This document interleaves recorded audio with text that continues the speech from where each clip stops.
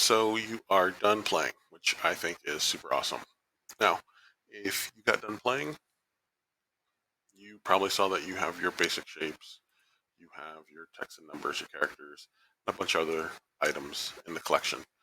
You also have your navigation bar and several options up here. The ones I want you to know off the top of your hand, I'm going to start with what I call the camera cube.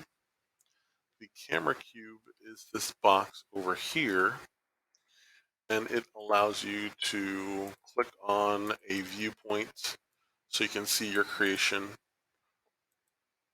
in another perspective or another direction you pick. And if at any point when you're using or creating something and you have a bunch of things out here, and as you're working, you're like, oh, I've moved too far, I put something in the wrong space, and you're trying to get back. Well, what you can do is, there are two ways to do this. If you know you have something selected, you can always press the F key, and it'll bring you right back.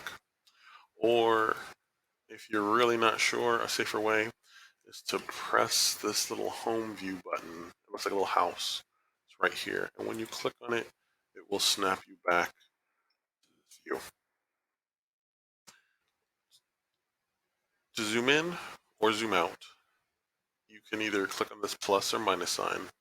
Or yes, you can actually use the plus sign or the minus sign. There's no alt clicking or control clicking. Just plus and minus will help zoom in. If you have a scroll wheel on your mouse, you can use that to zoom in and out. If you need to move, you can right click. If you have a middle mouse button, you can middle mouse to move over, or you can use your right click to rotate your screen.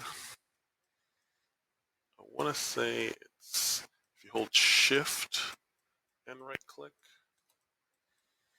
If you don't have a middle mouse button, that's another way you can move your screen around without rotating. Like maybe you put an object over here and you just want to get to it. So you can hold down shift and right click.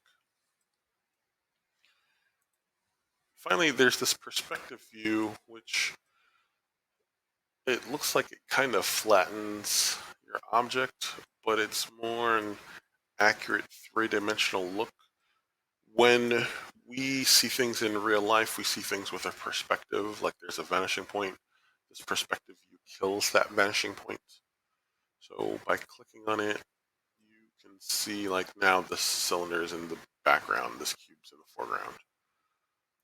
But if I click on it again, there's no perspective, which is not how we view things, which is why it looks a little funny going back and forth. There are reasons to use the orthographic view versus perspective view.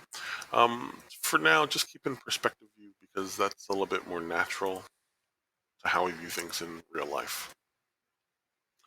In the next video, I'm going to talk about object manipulation, and I'm going to talk about these objects called holes, as well as special context menus for certain objects. So go ahead, stop this video, take a 2-minute breather, and come back and then watch the next.